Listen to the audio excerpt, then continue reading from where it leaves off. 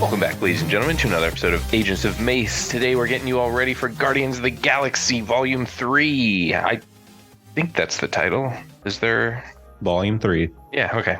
Keeping it simple. Yeah, it just, it worked for the second one. Why not? So we're going to be talking about Guardians of the Galaxy 1, 2, and a little bit about the holiday special, only because there's something in the newest trailer that I saw that made me think of the holiday special. I don't know that anything in the holiday special is going to have any effect on this movie, but other than seeing Groot bigger. Right. I think that carries over. Now, if Kevin Bacon shows up in Volume 3, that would be something. That'd be wild. It would be wild.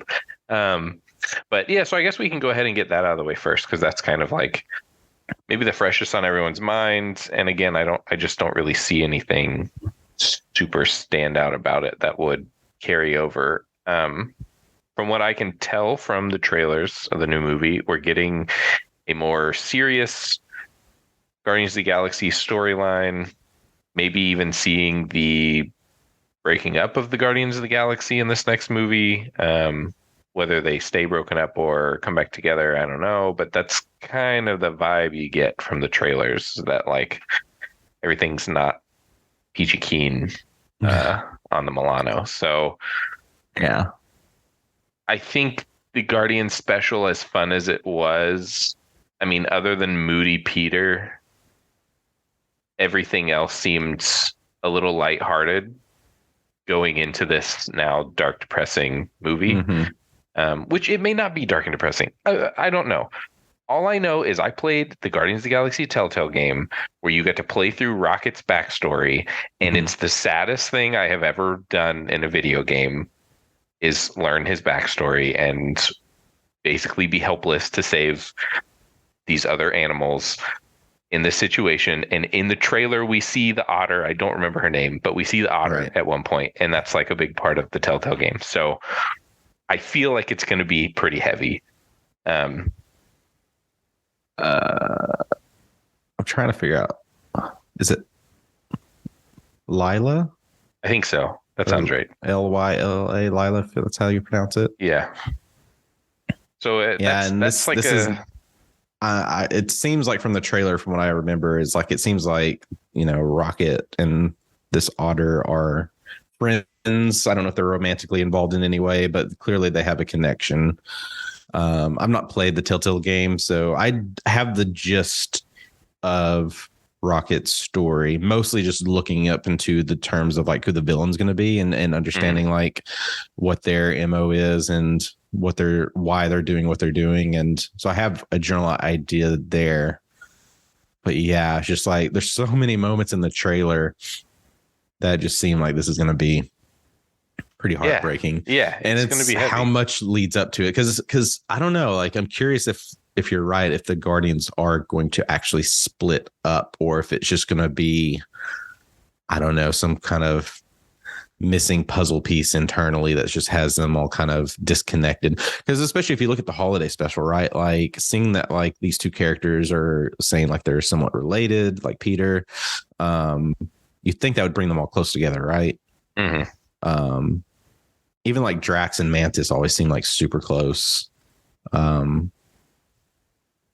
it's hard too, like knowing a little bit of the outside. Like we're at that point now in the Marvel Universe where all of the characters who started the Marvel Universe are either aging out or pulling out of, like, not re-signing contracts and stuff. Yeah. So they're having to introduce this new, younger, like, crew. Mm-hmm. And I feel like we already know that with the Guardians, right? Like, Batista wants to not do it anymore. I'm pretty sure Chris Pratt wants to not do it anymore. I can't speak for anyone else. Those are just the two that I had seen some articles about, trying to not do Guardian stuff anymore. Yeah. And so it's like, well, those are, I mean, you just gave us the holiday special where it's basically just Drax and Mantis. I mean, that's like the whole of that. So if you're telling me that like you're building up these two characters of this relationship and then one of them doesn't want to do the movies anymore, well, there goes that. And then Peter is Star-Lord. Like, if Chris Pratt backs out, then there's no Star Lord for the Guardians of the Galaxy. So I feel like we're yeah, going and towards some sort of. This brings up the ever popular question, which I don't even see what the point is in asking it, is like, who's gonna die in Guardians of the Galaxy Volume 3? Because everyone's going, like, based off the trailer and how sad it is, everyone's expecting like we're gonna see someone or multiple people die. But you gotta remember the multiverse. Like, the MCU has basically made all of that moot at this point. Like, could someone die? Yes. Is it going to be sad? Yeah, it's going to be sad. Are they going to come back? 99% sure they're going to come back. I mean, it's already happening in this movie. Yeah. Gamora is technically not this universe's Gamora. So we've already had that happen. So we're if they've already announced that we're leading up to Secret Wars, like, we're expecting, like, it may be the end of the road for a lot of these actors, but they're probably going to be back to shoot for that movie in some way. Yeah, even as just like cameos down the line. Like, I think once we hit Secret Wars, we're getting into even more dangerous territory, because now not only do we have the multiverse, but now we also have Skrulls that can just take on anyone's appearance and powers. Yeah. So if somebody dies, that like literally means nothing anymore. Other than like, well, okay, they just don't want to do movies anymore, so we'll give them a cameo every like fourth movie. They'll pop up somewhere. So yeah, I don't know. I don't know that I like am worried too much about like who's gonna die, if anyone's gonna die, but it's hard going into this movie thinking that there's ever going to be another Guardians movie. Yeah. They're just building this up like this is going to be it for the Guardians of the Galaxy in some way, whether it's like happy ending, sad ending, happy for some, sad for other. Like, I don't know, but it definitely seems like they'll use this to maybe introduce Nova. And like that will be our new Star Lord. Or maybe we're going to get more of what's Thanos' son or brother. Yeah, I don't know if they'll. Yeah, I'm not Fox. There. Yeah. Or I think we're getting more of the Ravagers. I think we're getting Stallone again and that crew. So. Yeah, I forgot rewatching Volume 2 today. I just forgot like the amount of cameos, because there was one in particular. It wasn't Stallone. It was I can't remember his name, but I was just like, I completely forgot he was in this. Yeah, and that was always a treat. So I think we'll definitely get introduced to some new characters that will take over this like outer space mantle. For Marvel, but I think that the Guardians may be flying off into the sunset, which is a shame. It's like, so Guardians, for me, I didn't know anything about Guardians of the Galaxy. Like, I remember when Volume 1 was announced, and it was always intriguing that like when Chris Pratt was announced, like going a comedian into, his same approach with like Heath Ledger as going into like the Joker, or even Paul Rudd coming in as Ant-Man. I was just a very because Chris Pratt at the time, I think, other than like Parks and Rec, most movies he was just kind of like the side character in very small roles, like never had this leading role. So I never really looked into Guardians that much. So I almost went into it as a blind watch. I was just very curious to see like, what is this going to be and where is this going to go? And I just instantly fell in love with it. Like the first movie, and it's crazy, like rewatching them recently, like the first movie was pretty dark in terms of like the set design and everything. Like the whole intro was just kind of like, I don't know, like the whole color scheme was just almost like you're looking at Batman Dark Knight, like very dark, like toned down. When you go into the second movie, it's just like boom, boom, boom, colors everywhere. It's very bright. And it seems like this new movie is going to be like that too. Yeah. Yeah, and I think Guardians, we can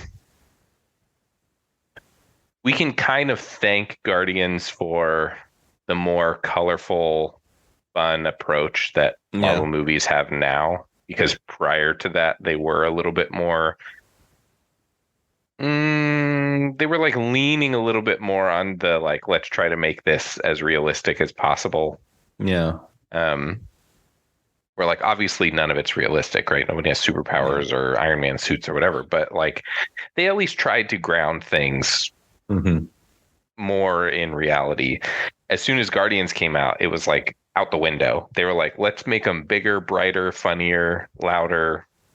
And does it always work? No. Does it work most of the time? Yeah, I think so. Yeah. I mean, even things like, we've talked about She-Hulk, right? Yeah. She-Hulk is a bright, comedy-driven nonsense series. And I loved it. I think, was it the like number one thing that they've done? No. But I think it was a lot of fun. And I think it was a lot of fun because of the first Guardians movie. I think that really opened the door for Marvel to be like, oh, people like us because we're funny. That's why they like us. We're not just all serious. Yeah. So going into some of the comedy. So rewatching 1 and 2, I really watched them trying to focus more just around Rocket and his story. And it's kind of weird, like knowing what he's been through. Like I already pretty much know like what he's been through, and they kind of hint it in volume 1, right? He basically says like, he kind of says what happens to him, but you look at all the jokes he makes. What is he always wanting to do? Essentially what was done to him, right? Yep. Yeah. Steal people's arms, legs, eyes. It's just like, man, this guy's like just tormented by it. It's like the only way he can cope with it is just to like make fun of it. And there's like another moment where, it's just kind of where Rocket's being approached and like they kind of know. They're like, man, you're kind of messed up. Like, it's okay. I messed up too, but like, I can see you. I know what's going on. I think that's like the fun part about the Guardians, right? Is they're not a good team. And I think that's what makes them a good team. Like one of them only wants to destroy Thanos. That's all he wants to do. That's what he's driven by. That's it. One of them doesn't speak a language, and yet somehow they all learn to understand him. And he's pretty chill. He doesn't like do a whole lot, but then he can also be like their strength when they need him. Then there's Rocket, who's just like a wild card, trying to steal stuff and blow stuff up all the time. Gamora, like the assassin, and then Star-Lord, the like space pirate turned. I mean, eventually in the comics, he works for Nova Corps. Like, so he's a good guy, but even the first movie, like literally starts with him just trying to steal this thing so that he can sell it to the collector. So it's a very strange team. And I think their dynamic is a lot of fun, and it's very interesting, but it also leads to like so many darker storylines, like dealing with each of their different stories, but somehow it's never like one person's story. It's always like two of their stories are somehow intertwined, and so they're both dealing with trauma or drama or loss or whatever, and just seeing them all together. So it's interesting that the movies were so funny when they could have been so much darker. Oh yeah. Like, did we, which I know I just like rewatch these, but I guess I focus so much on like one particular character. Like, where did Rocket and Groot connect? Like, how did they become a pair? So we never learned that in the movies. I didn't think we did. Yeah. Mm-mm. And I'm sure in a comic they explain it, but the one that I can think of off the top of my head, I believe, is Groot came from like a planet where there were a bunch of his kind. I don't remember what they're called, like Ithacus gigantus or something like that. And they basically get like wiped out, and somebody stole a bunch of seeds or something from the planet, and all the seeds got destroyed except for one, and that was Groot. And Rocket stole that from the guy that had him or something, and I believe that's the storyline in the one series that I have that is like, it's like a page where it's just like, well, this is how they got together, and then it's like stories of Rocket and Groot.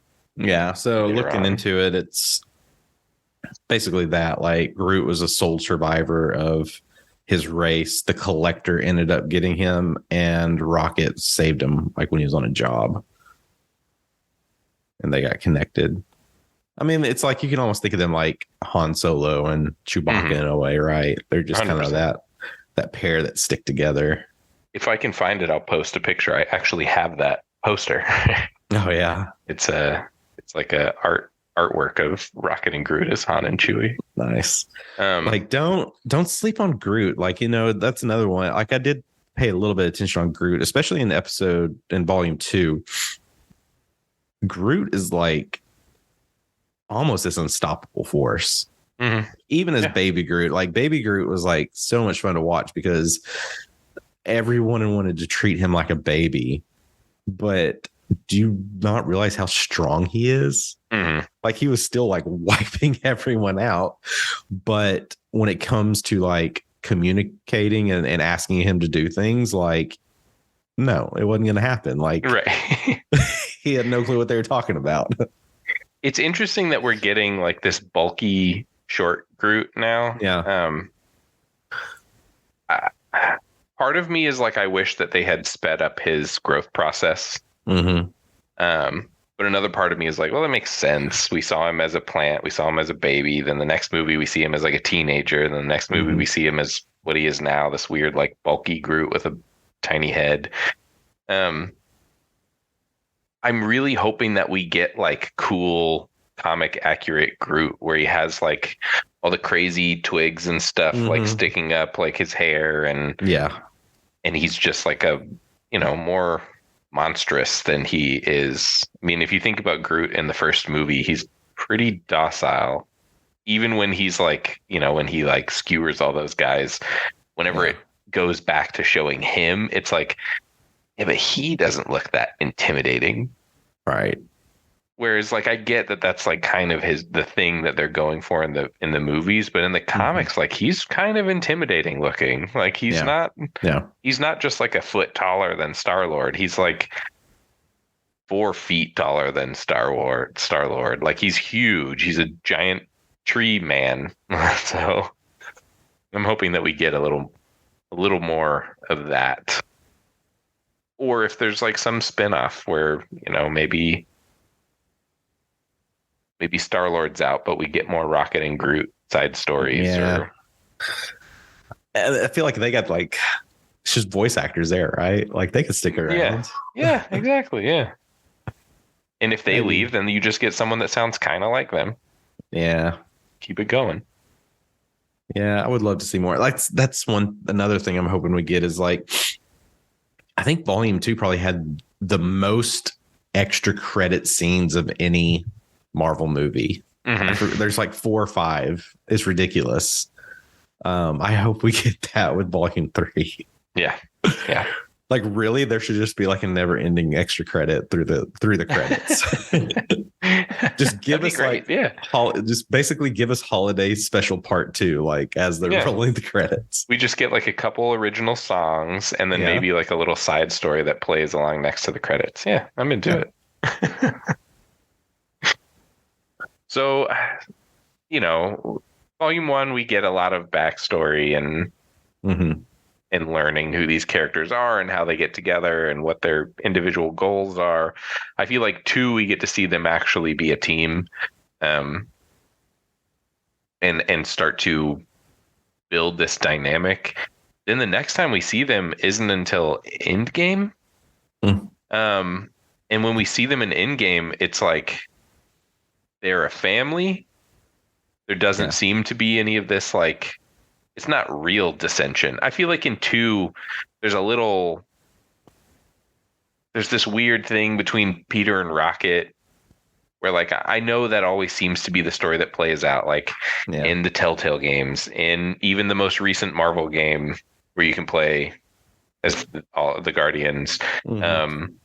And then in the newer comic series, like the new Guardians of the Galaxy or whatever, there's this whole like weird thing between Peter and Rocket that like you can't really tell if they actually don't like each other or if it's more like, you know, older younger brother don't like each Mhm. other.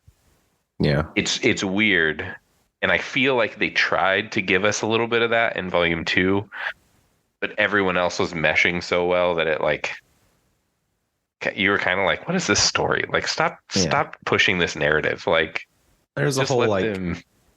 yeah, there's like the whole like duct tape moment, right? Like they're trying to like tape the bomb and then Yeah, you just get that Rocket overhearing Peter as he's flying around asking like it's just I don't know, yeah. there's like some weird moments there, And but like, who's the captain? Who's not the captain? yeah. Whose Oh ship yeah. is it? Who's Yeah. in charge of the team? Even when they land, and you like, that's where we kind of learn a little more of Rocket's backstory. Is like when they're in the woods, right? Mhm. And that whole scene seems like here they go, like trying to explain why Rocket is the way that he is. But at Mhm. the same time, it's like, yeah, but isn't the whole point of this that like they're becoming this family? So then when we see them in game and they are more of this family, and when we see them in the holiday special and they're more of this like, they're doing things to like make Peter feel better because they all want to like, they love each other. Mhm. Yeah. It's hard to watch the trailers and be like, what in Yeah. how long is the movie? Like 2 hours and It's like 2.5 hours for yeah. volume 3. What is going to happen in when is it going to happen in that 2.5 hours that makes it go from like happy-go-lucky fun space team to like the dark, depressing, super sad storyline potentially last time we see them? Yeah. So it's a little nerve-wracking because I don't want it to be rushed. Right.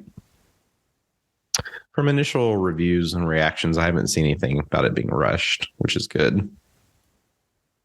And like James Gunn's been so invested in these, I feel like he'll do it. You know what I really want to know is where is Adam Warlock going to come into play? Right. Because you Yes. look at like Yes. volume 2 and the reveal like that, because it feels like that the people that created him aren't really a part of volume 3. It seems like he's created by this new person. Right. Which So I'm is kind of almost throwing. thinking like maybe they you know they were like, okay, we're going to introduce Adam Warlock. And then maybe some people's contracts changed and they decided to do things a little differently. And they were like, maybe we're not ready for that yet. And now they're like, okay, now we're ready for it. But we can't use that because it's been 20 years or whatever. Mm-hmm. Not 20 years. I think it's been 8 or 9 years in like the movie time since that happened. So maybe they're like, we just got to come up with a new back. That wasn't Adam Warlock. Don't worry about that. Yeah. So like the Sovereign. Mm-hmm. So it's like, yeah, are they going to be any part of this? That's what I want to know. Yeah, especially because like we kind of leave the Sovereign on this like they got their butts kicked and end of that storyline until we see the end credit scene where they're like, oh, here's this guy in a golden sarcophagus, and everyone at home is like, Adam Warlock. Yeah. But maybe it's not. I mean, that's the world that they have set up that they can easily just be like, nah, that wasn't him. That was. Don't worry about that. And then in 5 years, when they come out with like the new X-Men movie, they'll be like, oh, that was actually, Mm-hmm. X-Man. Yeah. I It's weird because every time I watch or see a new trailer come out for this movie, I think, is it even worth trying to figure out what's going to happen in this movie? Because every time I try to figure out what's going to happen in a movie, it goes in like a completely different way than I ever even imagined. So it's like, there's no point. I'm not even going to try because I just know it's going to be an emotional watch, and I just kind of want to leave it at that. Mm-hmm. Without kind of guessing too much. If I were to guess, I'm guessing they'll be on some job that's going to bring up high evolutionary, and that's when Rocket's going to be like, look, we got to take this person out. Like, it's the person that created me. Like, they're not good. Like, if we don't take them out, it's going to get worse. Right. And that's probably how they're going to go down that trail. And who knows what will happen. Do you think we're going to get any Thor and his daughter? That was another thing I wanted to ask earlier on when we were talking is what kind of cameos could we get? Like Thor and the Guardians, that's like peanut butter and jelly, right? Like it just goes together. Yeah. Like especially now that they've made Thor this like space Viking. He's no longer like Thor God of Thunder. Now he's Thor God of Space Thunder. He's Thor. I wish I could be Star-Lord. Exactly. Yeah. Basically. I'm hopeful. I think that would be really fun. It makes sense. I think most would go in expecting that's going to happen, whether it be actually in like the intro or it could be an extra credit scene. I mean, this is one of those, like, depending on where they put in Thor, like, because usually with Thor and Guardians, it's a very comedic and it makes you laugh and happy. You throw Thor in when something sad happens. Ooh, like that. Yeah. Yeah. A little rough.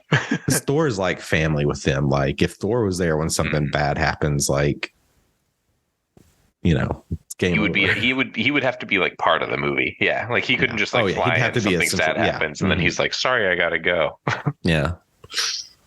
Yeah. So it's one of those like and this brings up if you look at typical Marvel movies, they usually connect whatever's coming up next. So we know, like, we got the Marvels. So are we going to see any of the Marvels make an appearance? Well, that's what I was thinking. As soon as you said that, I was like, well, as much as I would want other cameos, I feel like it makes the most sense for us to either get a Captain Marvel cameo or a whatever the ship is that I can think of his name. Claw marks on his eye. About Fury? Eye patch. Yeah, Nick Fury. Gosh, I kept thinking. No, it doesn't matter. I just couldn't. Lost all train of thought. But I could see us getting like a Fury. Maybe, but like the thing is, Fury was never really connected with the Guardians in any way. Yeah. Like, I just don't know. That doesn't make sense to me. It would definitely be like shoehorned, but just knowing that like the two big things next are the Marvels and Secret Wars. And it's like, well, both of those kind of start in space or have something to do with space. So maybe we get like a Skrull cameo from some Skrulls. Could be a part of it, yeah. Because we see that like town. So this is the part that made me think of the holiday special. We see a couple shots in the newest trailer of like all the Guardians running out of these houses in this neighborhood. And every time I see it, I think, is this that same neighborhood from the holiday special? That's what it looks like. Every time he runs out of the house, I look at it and I'm like, this neighborhood looks exactly like the neighborhood they're running through at night. Yeah, this is the daytime now. So, but there's aliens everywhere. So it's like, what is going on here? What even universe are they in? Yeah. I guess, have you looked into or any thoughts around like the curse word not being bleeped out? No, I don't. What is this? Oh yeah. So like there's like a little short I saw this online. I think someone showed it, but it's basically like a scene from the movie, and it's when they're in that town. And I think pretty sure like Peter's gonna drop the F-bomb in a scene, and it's like not gonna be censored or anything. It's like, So I'm all for it. I think there's a rule with PG-13, I believe. You're allowed the F word one time. mm-hmm. One time and one time only in the whole movie. You can get away with it. I think if it's used correctly, Oh, this looks like it's used correctly. it's so good. It's If one they of use these, it just to use it, it's like no, it's like I If kind of they- already, it's kind of sucks because I already know what the scene is. So like I know when it's gonna, like, granted what I saw, it was like not complete. So like, but they said like, this is this will be in the movie and it's gonna be uncensored. So it's like, all right.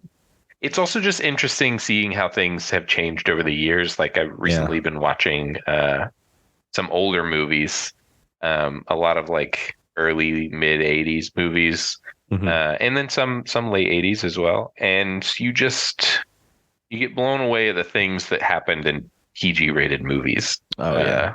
Oh yeah. Indiana Jones, PG. A guy literally melts into a skeleton. Like, well, I don't know that that's PG. Yeah. One of my favorite is, my favorite movie, The Goonies. Mm-hmm.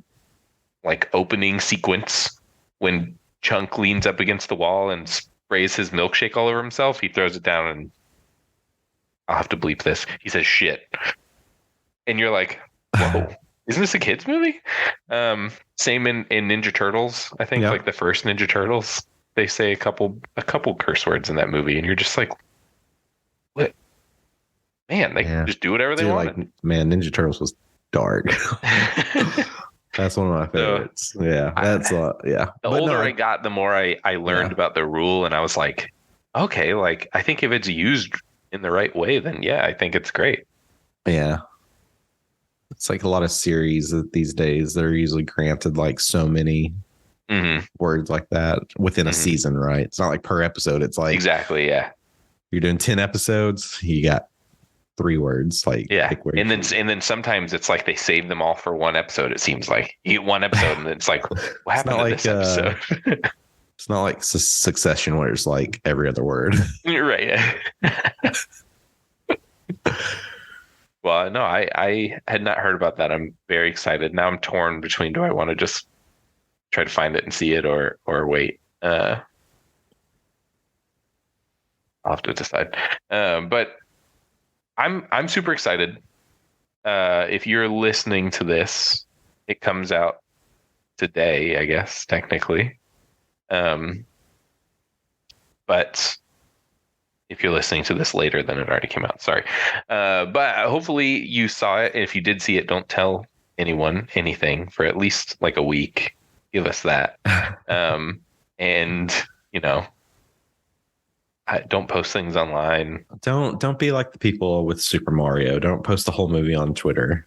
Yeah, I did hear about that. I actually know someone who started watching it and watched the whole thing on Twitter and then went back to try to watch it again later, and it was taken down. And it was like, and then they took it down, and I was like, well, yeah, of course they did. Yeah. Like, after it got 9 million views. I've been, like a lot of people got to see Guardians last week. Disney, come on, get with Arkansas. Yeah. I don't really know what the closest is for us. It's either going to be like, I don't know if Dallas or Nashville has screenings, because I know one content creator in Little Rock got to go see it, but I don't know where he went. I think Dallas and Houston. In Houston. I was surprised that Austin didn't get a lot of those things. We didn't even get there's a new movie coming out on Hulu called Clockwork that was filmed here in town. If you have really keen eyes and you know what I look like, you can see me in one of the background scenes. Really? That's the movie that I worked on with Jay. Okay. From Daredevil. Nice. But now I got to go watch it. I was very surprised that movie was not premiered here at all. Yeah. And I was like, well, but wait, it was like, I think there's like a good amount of local actors in it. And then it was filmed here. Why wouldn't they do a premiere here? I don't know. I just thought that was weird. So I guess we don't get things in Austin, but we'll get that resolved soon, hopefully. Yeah. But I've seen a lot. Just about everyone that I follow that's gotten to watch Guardians has put out a review. I've not watched any of them, but I've been fortunate enough to like not get or see any spoilers. I'm trying to like monitor my social just to make sure I'm not gonna go down that rabbit hole. So nothing's really been spoiled for me, so that's been good. Yeah, I'm trying not to click on anything unless it says trailer. But yeah, and it's usually like if I go to the movies, it's usually the very first trailer that they showed is the one that I've been seeing. So none of the new ones. Okay. Well, I'm looking forward to it. You can expect our review on it soon, but we will obviously, spoiler warning before that. So also, I guess, sorry if you haven't seen Guardians 1 or 2 or the holiday special and you listened to this and made it this far. I think that's on you, though, at this point. I feel like we didn't really spoil too much from those, but they're such fun watches. Like, I like all of them. I love the Guardians. It's going to be sad to see them end. Definitely. I am hoping, because we recently just watched Big Hero 6 again. And I forgot how much I liked that, and I forgot that that's a Marvel property. Yeah. And one of my thoughts was, what if they phase out Guardians and give us live action Big Hero? Oh, that'd be great. That'd be fun. I think it'd be a good trade. I know that the dynamic is a little different, but yeah, we're getting a fun, more space agey team. Yeah. I guess the other thing to wonder as well is who's gonna go over to DC World with Gunn. Probably not many, or they'll go for one movie and I mean, there's been so much talk of like Pratt potentially getting brought on for roles. So yeah, we'll see. I guess I feel like if you go the other way. Most of them come from DC to Marvel. Yeah. I haven't seen it so much the other way around. Right. I have a feeling that it probably. Hey, I'm still game if Bautista ever wanted to portray like Bane, like that would be pretty awesome. I think it'd be cool. It would just suck because it would be like he's in one movie with one new Batman, and then they never do that again, and they go some other direction. You're like, ugh, whatever. But anyway, so the question for this week, I was trying to think of one earlier, and I guess the way that I'll go is, because my question wasn't as good as this, but what cameo do you want to see in this movie? Since our options are pretty open, Guardians have kind of interacted with everyone at this point, so we could get an off the wall cameo, or we could get a predictable cameo. I'm kind of I wouldn't mind seeing Strange show up. I think that would be really fun. I think that's a good one. I am still very hopeful that we get literally any of the X-Men. I don't care at this point who, but if we don't get an actual, not a mutant cameo, but an actual X-Men cameo in anything before Deadpool 3, what is going on? That's my answer. Limited time here, Marvel. Yeah, Let's go. So join us next time as we hopefully break down Guardians of the Galaxy Volume 3 in all its glory or sadness, depending. Who knows? Maybe the trailers are all fake and there's actually no sad in the movie. It's just funny the whole time. Possible. It'd be wild. But yeah, so thank you guys for listening, and we'll see you all next week.